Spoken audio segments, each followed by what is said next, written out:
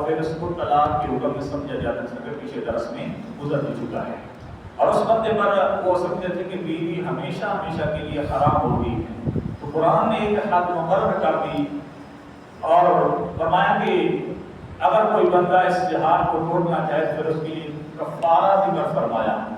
کفارہ ادا کرنے سے اس کا زہار ختم ہو جاتا تھا، اور کفارہ ذکر فرمایا کہ ایک غلام آزاد کرنا ہے، یا 60 روزے لگاتار رکھنے، یا 60 مسکینوں کو کھانا کھلانا۔ اور پھر اس سورۃ مبارکہ میں سرگوشی کا حکم بیان کیا گیا ہے کہ جب 3 بندے کسی جگہ پہ اکٹھے ہوں تو ان میں سے ایک کو چھوڑ کر 2 بندے آپس میں سرگوشی نہ کریں، یہ مجلس کے آداب کے خلاف ہے۔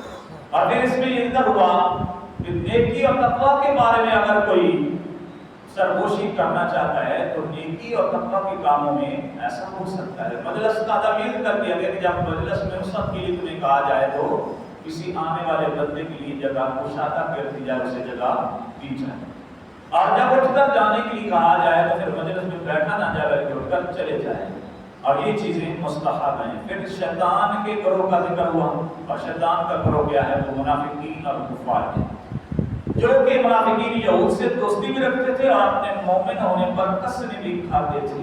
جو یہود و نصارہ سے دوستی کرے وہ ایمان والا نہیں رہتا، اللہ کا حکم ہے ان سے دوستی نہ کرو، اس لیے ان کو حزب الشیطان کہا گیا۔ اور پھر دوسرا گروہ ہے جو بڑا ہی سعادت مند ہے، جو کسی بھی صورت میں اللہ تعالیٰ اس کے پیارے رسول صلی اللہ علیہ وسلم کے دشمنوں کو اپنا دوست نہیں رکھتا، اگرچہ وہ اس کا ماں باپ ہو، بیٹے ہوں، بھائی ہوں، قبیلے والے کیوں نہ ہوں، وہ ان کو دوست نہیں رکھتا۔ جو یہود و نصارہ یعنی اللہ اس کے رسول کے دشمن ہیں، ایمان والا ان کو اپنا دوست نہیں بناتا۔ پھر اللہ تعالیٰ کو 4 نعمتیں، 4 انعامات دیتا ہے جو ایسا کام کرتا ہے، یعنی اللہ اور اس کے رسول کے دشمنوں کو دوست نہ بنائے، اللہ اسے 4 انعام دیتا ہے۔ پہلا انعام اللہ تعالیٰ یہ دیتا ہے کہ اس کے دل میں ایمان کو جما دیتا ہے۔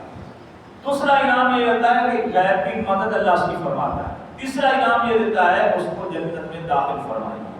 چوتھا انعام یہ ہے کہ اللہ تعالیٰ اس سے راضی ہو جاتا ہے اور وہ اپنے رب کی نعمتوں کی عطا پہ راضی ہو جاتا ہے۔ 4 انعام سے ملتے ہیں جو اللہ اس کے رسول کے دشمنوں کا اپنا دوست نہیں بنا۔ اس کے بعد سورہ حشر ہے، مدنی ہے، 24 آیات ہیں۔ اس سورت کی ابتدا میں ذکر ہوا کہ کائنات کی ہر چیز اللہ تعالیٰ کی تسبیح بیان کرتی ہے، جو کچھ کائنات میں اللہ کی پاکی بیان کرتی ہے۔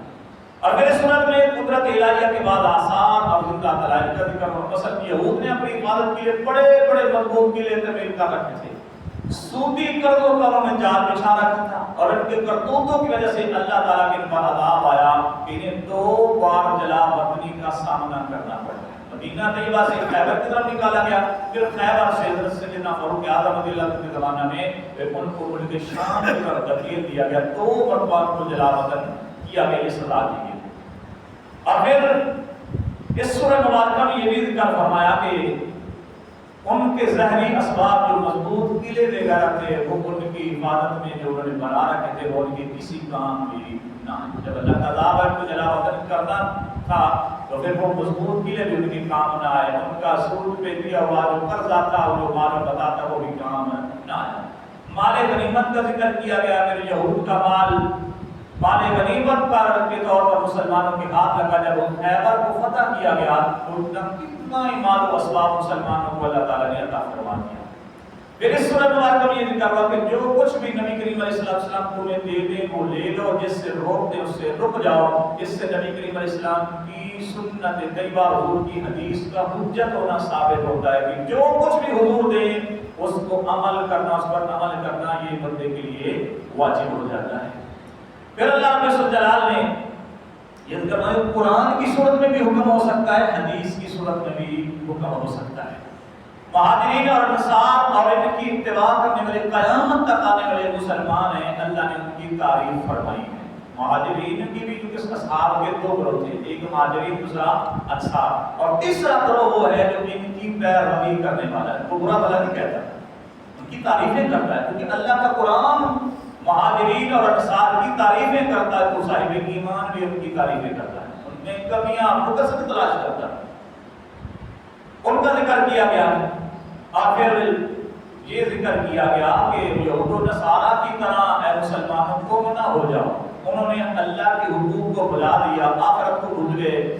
پھر قرآن کا نزول ذکر فرمایا کہ اگر یہ پہاڑوں پر ہم نازل کر دیتے تو پہاڑ بھی خشیت الہی سے ریزہ ریزہ ہو جاتے۔ اللہ تعالیٰ کے اسماء الحسنہ کا اس کے ضمن میں اللہ تعالیٰ کی عظمت اور کبریائی کا ذکر ہوا سورہ حشر کے آخر جس طرح سورہ نماز میں جو آخری 3 آیات کی تلاوت کی گئی اللہ تعالیٰ کے اسماء الحسنہ کا ذکر ہے۔ اس کے بعد سورہ ممتحنہ ہے، اس میں 13 آیات ابتدائی سے میں حضرت حاطب بن ابی بلتہ رضی اللہ عنہ کے بارے میں نازل ہوا، جو کہ بدری صحابی تھے اور مخلص مومن تھے۔ ایک ان سے ایسا کام سرزد ہوا کہ اللہ تعالیٰ اس کے پیارے رسول صلی اللہ علیہ وسلم کو پسند نہ تھا۔ انہوں نے سچے دل سے پھر توبہ کر لی کہ اللہ اس کے رسول کو کام میرا پسند نہیں ہے، توبہ کر لی۔ تو توبہ کے بارے میں آپ کو آپ نے سنا کہ توبہ کرنے سے اللہ تعالیٰ گناہوں کو معاف فرما دیتا ہے۔ پھر ذکر کا رشتے ناطے قیامت کے دن کچھ کام نہیں آئے، جس کا ذکر ہوا حضرت ابراہیم علیہ السلام کا قصہ بیان کیا گیا، جنہوں نے اپنی مشرک قوم سے برات کا اعلان کیا۔ پھر کفار سے مقاتلہ کا ذکر کیا گیا کہ مسلمانوں کو کفار سے تعلق قائم نہیں رکھنا چاہیے بلکہ تعلق کاٹ دینا چاہیے۔ اب انہوں نے دیر نہ کی اور اللہ تعالیٰ نے بشارت دی کہ قریب اللہ تعالیٰ تم میں اور تمہارے دشمنوں میں محبت پیدا فرما دے گا۔ کیسے؟ کہ جو آج کے تمہارے دشمن ہیں، کفار ہیں، اللہ تعالیٰ ان کے دلوں میں نور ایمان پیدا فرمائے گا، وہ مسلمان ہو جائیں گے۔ جب مسلمان ہو جائیں گے پھر تمہارے وہ دوست بن جائیں گے۔ یہ پہلے خبر دے دی اللہ تعالیٰ نے۔ اور پھر ذکر کیا مہاجرین اور مہاجرات خواتین کا امتحان لینے کا حکم دیا گیا کہ جب وہ مہاجرات یعنی ایسی عورتیں جو مسلمان ہو کر مدینہ طیبہ میں آئیں پھر ان کو پہلے ان کا امتحان لیا جائے، آزمائش کی جائے، اور پھر آخر میں ایسے لوگوں سے دوستی رکھنے سے روکا گیا جن پر اللہ تعالیٰ ناراض ہوا ہے، ان سے دوستی نہیں رکھنی۔ تو یہود و نصارہ میں بھی اللہ ناراض ہے تو یہود و نصارہ سے بھی دوستی نہیں کرنی۔ آگے سورۃ الصف ہے، مدنی ہے۔ اس سورت کا موضوع بھی عہد کی پابندی کرنا، بالخصوص اس میں وعدوں کی پابندی کا ذکر کیا گیا، جہاد کی ترغیب دی گئی۔ اس کے بعد حضرت موسیٰ علیہ السلام کا بنی اسرائیل کا موسیٰ علیہ السلام کی مخالفت کرنے کا ذکر ہے۔ حضرت عیسیٰ علیہ السلام کا ہمارے پیارے آقا صلی اللہ علیہ وسلم کی آمد کی بشارت دینا ہے کہ حضور کی آمد کی بشارت دی کہ میرے بعد ایک ایسا رسول تشریف لانے والا ہے جن کا نام نامی اسم گرامی احمد ہوگا۔ 5 مرتبہ میرے کریم آقا علیہ السلام کا اسم ذاتی قرآن میں ذکر ہوا ہے، 5۔ 4 جگہ پہ اسم ذاتی محمد آیا ہے، 1 جگہ پہ اسم ذاتی احمد آیا ہے۔ یہ دونوں نام حضور کے ذاتی ہیں۔ اور پھر اس سورہ مبارکہ میں یہ ذکر کیا گیا کہ اللہ تعالیٰ دین اسلام کو تمام دینوں پر غالب فرما دے گا، اور یہ ایسی خبر ہے انشاءاللہ تعالیٰ قرآن کی خبر سچی ہوگی، قیامت قائم ہونے سے پہلے پوری دنیا میں اسلام پھیل جائے گا، یہ وقت آئے گا۔ پھر ایسی تجارت کا ذکر ہوا جس میں کوئی خسارہ نہیں ہے، جس کا دوسرا فریق اللہ تعالیٰ ہے۔ اللہ تعالیٰ سے تجارت کرنی ہے، اور وہ تجارت ہے اللہ اس کے پیارے حبیب علیہ السلام پر ایمان لانا، اپنا مال اور اپنی جان اللہ کی راہ میں قربان کرنا۔ پھر تجارت کا نفع کتنا ہے، کتنا بڑا نفع ملتا ہے کہ جو یہ تجارت کرتا ہے اللہ رسول پر ایمان لے آتا ہے، اللہ تعالیٰ اس کی گناہوں کی بخشش فرما دیتا ہے، جنت میں داخلہ مل جاتا ہے، اور اللہ تعالیٰ کی مدد ملتی ہے، دنیا میں کفر پر غلبہ آ جاتا ہے۔ اور آخر میں ذکر فرمایا کہ ایمان والو تم اللہ کے دین کی دعوت اور مدد کے لیے ایسے کھڑے ہو جاؤ جیسے سیدنا عیسیٰ علیہ السلام کے حواری اللہ کے دین کی مدد کے لیے کھڑے ہوئے تھے۔ سورۃ الجمعہ ہے، اس میں 11 آیات ہیں، اور اس سورت کا بعد اللہ تعالیٰ کی تسبیح و تحمید سے ہوا، نبی کریم علیہ السلام کے اوصاف اور بعثت کے مقاصد بیان ہوئے، مثلا تلاوت کتاب، تعلیم کتاب، تزکیہ نفس اور حکمت کا ذکر ہوا، اور یہود کے تورات پر عمل نہ کرنے کی وجہ سے انہیں گدھے کے ساتھ تشبیہ دی گئی کہ اللہ نے ان کو کتاب تورات دی، انہوں نے عمل نہ کیا، وہ ایسے ہے جیسے کسی گدھے پر کتابیں ڈال دی جائیں تو وہ عالم نہیں بنتا۔ اسی طرح یہ یہودی بھی ہے۔ اس سے یہ پتہ چلا کہ علم حاصل کرنے کے ساتھ ساتھ عمل کرنا کتنا ضروری ہے۔ بس اوقات ایسا ہوتا ہے کہ علم تو بڑا ہے لیکن عمل بالکل زیرو ہے، جو خود عمل نہ کرے گا تو پھر اس کی بات کوئی سن کے کیسے عمل کرے گا؟ تو جو عمل نہیں کرتا، علم ہے عمل نہیں کرتا، تو بالخصوص یہودیوں کو اللہ تعالیٰ نے گدھے سے تشبیہ دی ہے۔